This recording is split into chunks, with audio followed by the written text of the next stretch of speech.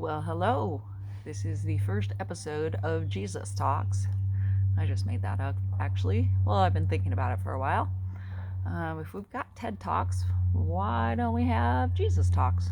I don't even know who Ted is, but most people know who Jesus is, but there's a lot more to learn there. So, I'm coming to you today because I've been thinking of several things. And one is that in one of the courses I teach, I talk about the dimensions of wellness, and one of those is the spiritual aspect of one's health.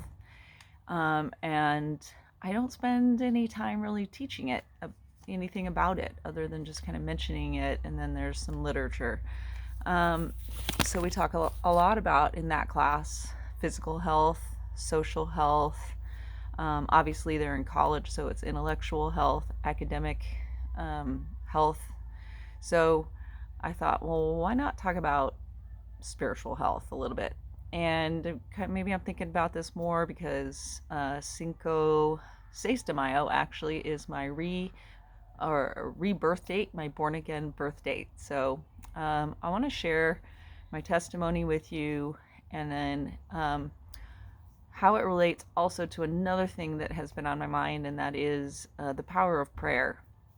So I hear a lot that we need more than prayer to change the world and to solve the problems that are going on. And, it can't just be prayer, it has to be action. Well, so, that I agree with that to some extent, but there has to be prayer.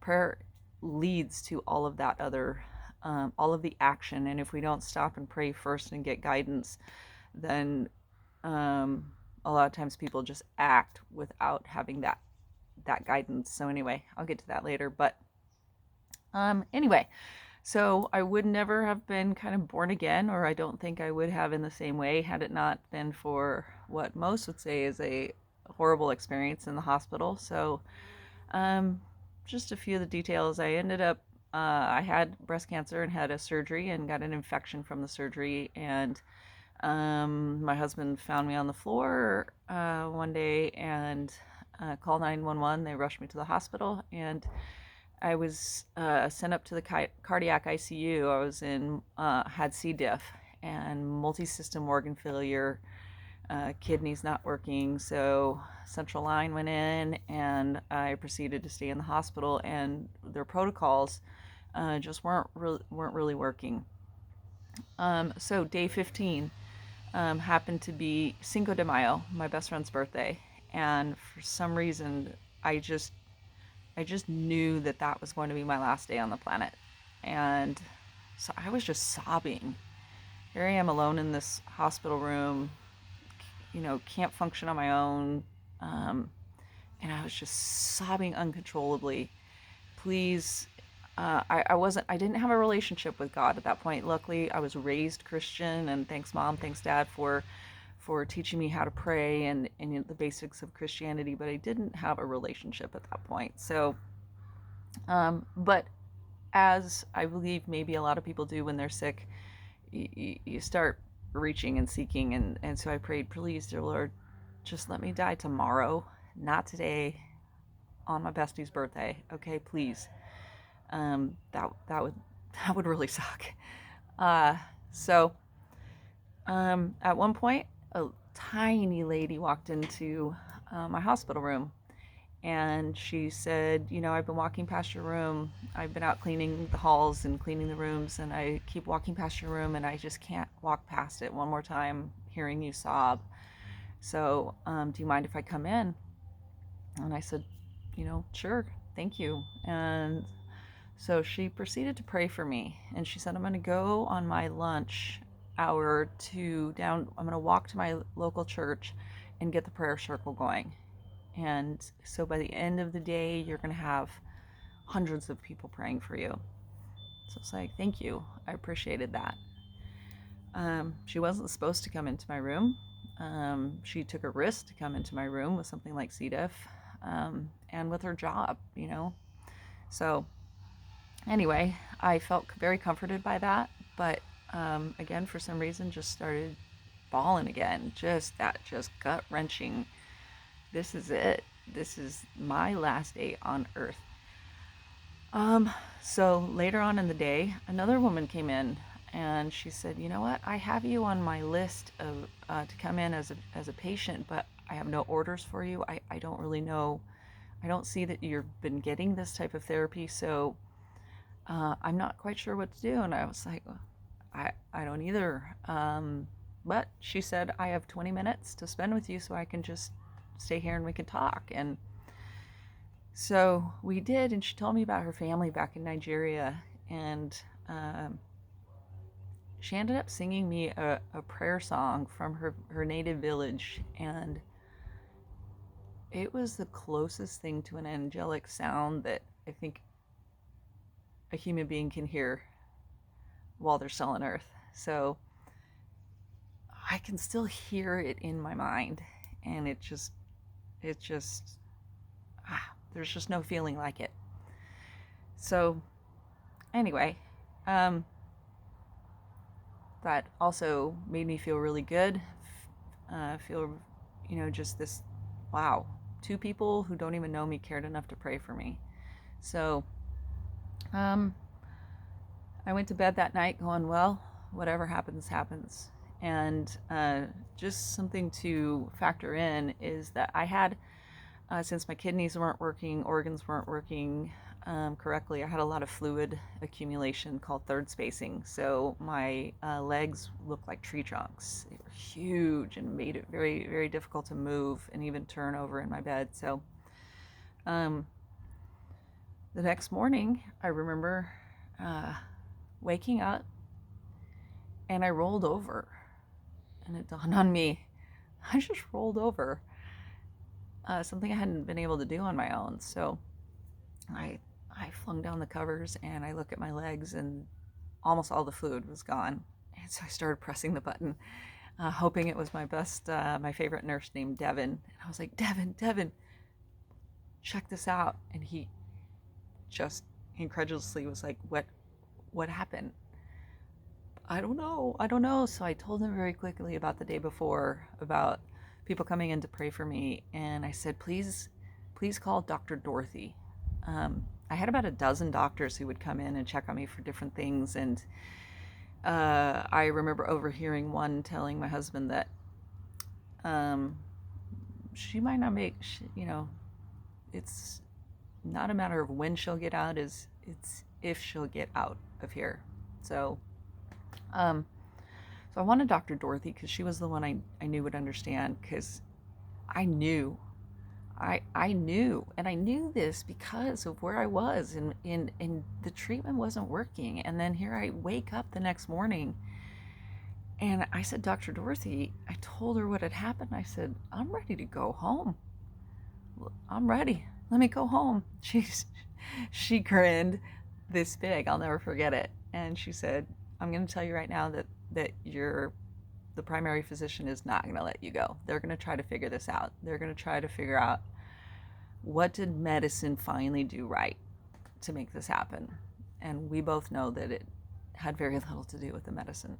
It had everything to do with the prayer, with the power of prayer. And she also said, in the power of a fighting spirit. And I think I got that fighting spirit because already implanted in me was the seed of Jesus. And he had tried to get my attention so many times that when I look back, I go, oh yeah, he tried to get my attention there, that time and that time and that time. And I just was, I don't know, guess I just wasn't in the place yet. And so just as she said, they didn't let me go that day, but I went home the next day. So after I got to go home on day 17. So anyway, I call 6 de Mayo my born again birth date, and yeah, it's great. It's turned into the best thing that's ever happened to me, even though that might sound weird to some people. It was extremely painful. It was dire, but it needed to happen that way. It needed, every step of that process needed to happen just as it did to get me where I am with Jesus, because now I wouldn't trade 1 second of that. I wouldn't trade any part of that process because of where it led me to. So when people say prayer isn't enough, or we need more than prayer, prayer is a miracle. Prayer creates miracles, and there's people who can pray behind the scenes, so that the doers, so people that are equipped to go and forth and do, are supported by those prayer warriors that are at home on their knees. They're in prayer rooms all over the world. They're in, secret churches in China. They're all over the place. There's prayer warriors all over the place. And if we can tap into that, and those prayers going around the world and circling the globe and leading us to make good decisions where we go forth, and every action that we do is from a place of love, one another. Because that's my, when I think about my love of Jesus, it is, I want to live like Jesus did. And the number one thing was love each other. And then there's also the element of love yourself. We're all created in the image of Christ. And so we have to self-love. We have to have love for ourselves to be able then to truly love others. And so that kind of comes to a connection point to where we are today. There's so much anxiety in the world, and I'm part of that. I still carry my anxiety pills with me on a daily basis, but luckily I have developed through reaching out to counselors, to pastors, to the Word, to worship, to all these different tools that I now have in my toolbox to help me better cope with anxiety. Doesn't mean that it doesn't strike at the worst possible times and take me down a notch, because it does. But it's good to know that I have all of these resources at my disposal now, and they're all based on, for me, Jesus. That I can tap into Jesus right here, right now. Every second of every day I have access, 24/7 access. And there's something so powerful about that it's hard to explain until you feel it, until you let yourself become dependent upon another like Jesus. I have long quarreled with the word independent. So many people long to be independent, but when we look at the most successful people on the planet, they've all had people that surrounding them. You don't find a single alone person who has become successful. It is maybe a single person's ideas, and then they surround themselves. They have sought the help of individuals. And so interdependence is what I really wish would be the new keyword instead of independence. Interdependence. So right now with my students, I really am trying to encourage, seek assistance. Don't try to travel this road of uncertainty. We've been in COVID now for over a year. Nobody knows anything. So we've got to stick together. There's power in numbers. There's power in numbers. If I'm going to go and fight a battle, I want to be surrounded. I don't want to walk out into battle by myself, but that's what we're in right now. So I guess I just wanted to put this together to celebrate my own reborn date, but also encourage people to think about losing their independence in some regards. You don't have to do it by yourself. Seek assistance. Okay? And that can come from a lot of different places. If you're struggling with anxiety, seek a specialist who can help you with anxiety. And that can be counseling, psychiatry, pastors, priests, the people in the clergy. All right? So there's multiple ways to reach out. All right?